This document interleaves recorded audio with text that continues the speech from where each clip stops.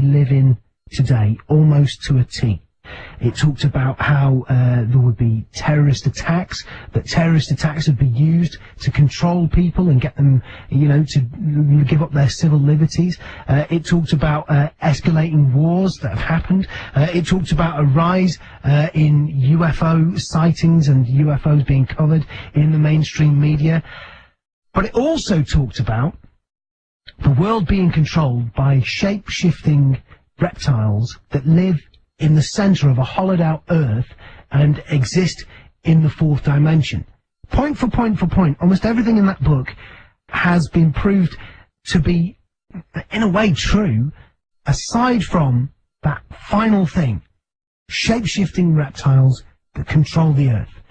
So I want to talk to this guy now. His name is David Icke, specifically about that idea and that theory, and go through what various people have to say about it. David Icke, thanks for joining us on the show. No problem, Nick. So, I mean, I just mentioned in the intro there, I've read your work. I've not read every book you've written, but I've certainly read quite a few. And what I want to talk to you about is specifically the idea, possibly the idea for which you're the most famous, which is that there are shape-shifting reptilians who are extraterrestrial reptilians that control this planet. Now, is that something that you believe, yes or no? Oh, God, yes. You know, I didn't sit in a darkened room coming up with this theory, nor did I go looking for it. I have traveled immensely all over the world, been to 50 countries now researching this and talking about it. And when you come across the same information from people from all walks of life, all over the world, of the experiences they've had, and I heard some more this very weekend. And when you then see in ancient accounts the same phenomena being described, and when you talk then to insiders who privately talk to you because they don't agree with what's going on, but are stuck inside organizations like the CIA and other groups and can't get out, and they tell you the same thing, then either you say it's beyond my religious belief system or scientific belief system, so I'm not going there, or my goodness me, what are people going to say if I talk about this, and therefore don't go there.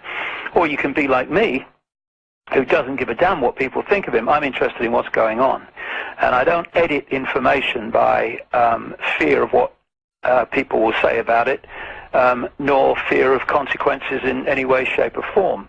And this started coming into my life in, I guess, towards the second half of the 90s, particularly in the latter half of the 90s, from about 97.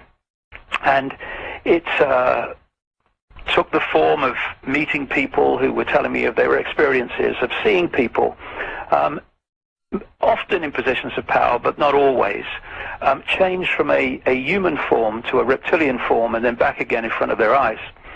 And the number of stories that I've been told and the incredible common themes have just grown and grown and grown until they're a mountain, a tidal wave, however you want to symbolize it.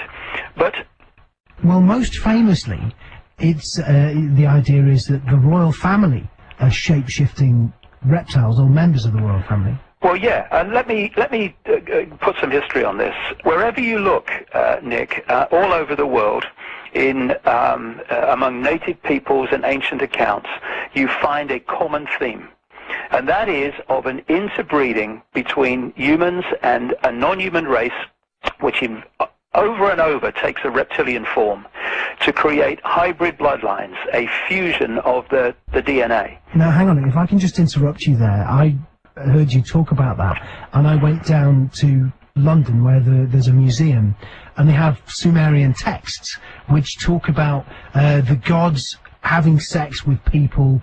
And is that what you're talking about? The gods would then be the reptilians, literally having sex with human beings? Well, I mean, quite possibly literally having sex, but a lot of this stuff is done by real high-tech means. I mean, you know, we're talking about entities that are vastly in advance of where the human race is currently in